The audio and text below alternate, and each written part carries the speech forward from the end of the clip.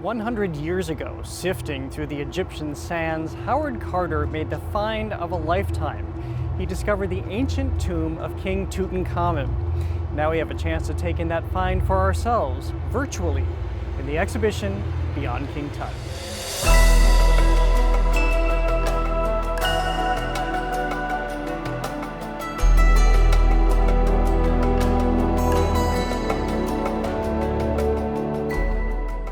Mark Locke, thank you for touring us through Beyond King Tut.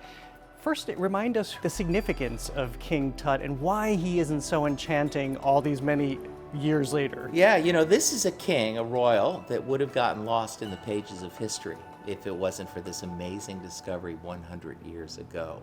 It was said that the Valley of the Kings, where these tombs had been discovered over the years, was exhausted, was the word, meaning there's nothing left to be found.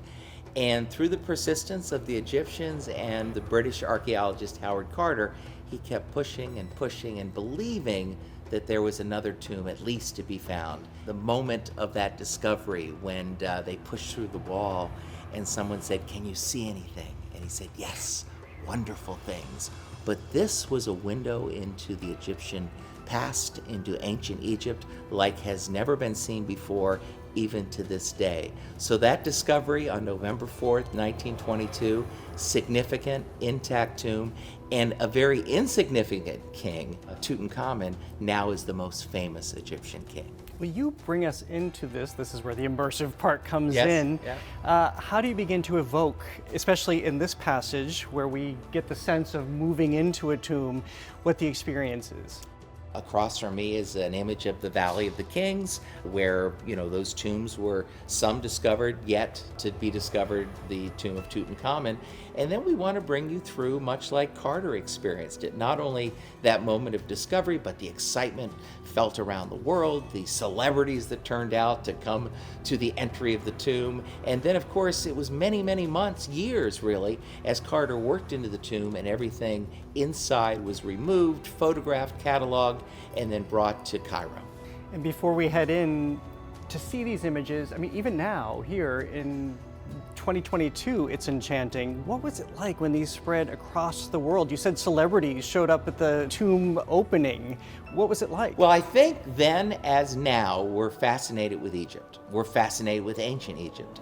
And that idea that there was a tomb discovered that was never meant to be discovered, was never meant to be found and entered, really, and to know that it was intact, all the things that were put inside were still there, it was headline news all around the world. This new intact tomb was found, and that's why we talk about Tutankhamun still today. All right, shall we head in? Sure, let's go. Let's take a look.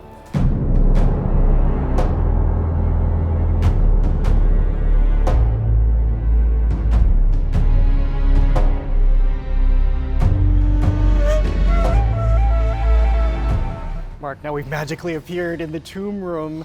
We should point out that all of the artifacts have gone back to Egypt. Yes. Because this is the 100th anniversary. But what's the essence, what's the spirit of the discovery in the tomb that you bring us here? Well, we talked about in the last gallery the insignificance quote of Tutankhamun. His tomb was that way as well. It was a very small tomb. It was only 4 rooms, and they were small rooms, but they were, as we said, chock full of things.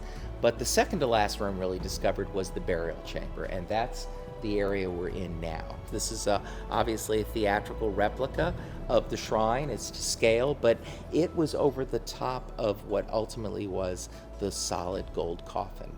And to bring these walls to life, I think is special. It was the only room, is the only room in the tomb that had painted walls. These have been photographed in ultra high definition, and now we've showed them a little bigger than life, so you can see the detail. But you come into this room, I think, and get a sense of what it was like to actually be inside with these painted walls in what is called the burial chamber. Well, I was quite struck to get a sense of his childhood, which you give us here, including, I don't know why I find this so enchanting, but he loved board games. But as any child does. I, as an adult, love board games. Exactly. We show you some amazing photographs of a very tiny game that he most likely carried in his pocket called Senate. But it was played by children, it was played by adults, and now can be played by the guests here at the exhibition. We've kind of enlarged it to make it a bigger experience in the middle of the next gallery. He was a kid, remember, and that part of the fascination, obviously, 9-year-old when he became king. And you remind us of that as we realize that we're looking at a child here, and do we have a sense of, was he actually a ruler? I sit at the feet of the folks that really know this stuff, at least by title and by name, but the elders that were around him had a great deal of influence. Now, he died when he was 18 or 19 years old, so it can be correctly assumed by that time, later in his teens, for instance, he was asserting himself more as a leader. But certainly becoming king at 9 and having a very powerful, talk about significant kings, Akhenaten, his father, who most known for changing the worship system. It's the first time in recorded history that a single deity was worshipped, or the Egyptians were told to worship the god of the sun. Well, that didn't go over very well, and poor little King Tut, when he became king at 9, he had to deal with a lot of that backlash. So the elders, I'm sure, were in his ear all the time, controlling a lot of what was going on. All right, shall we go to the afterlife? Let's go, let's see it.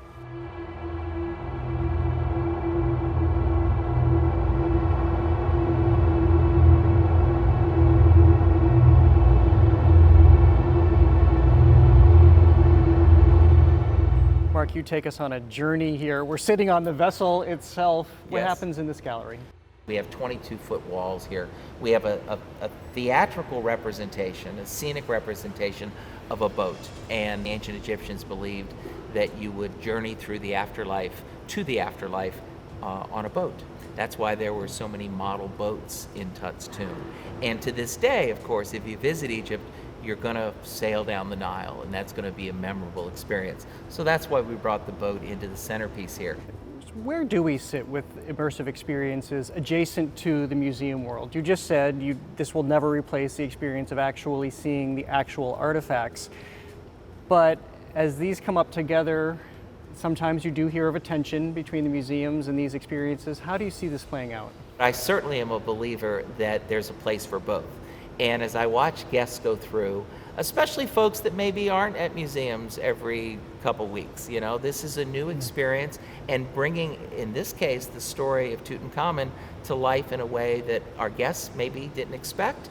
And I think certainly if we date it back a couple years, that none of us expected would be part of the exhibition experience, the learning experience, and to be touched emotionally by a story.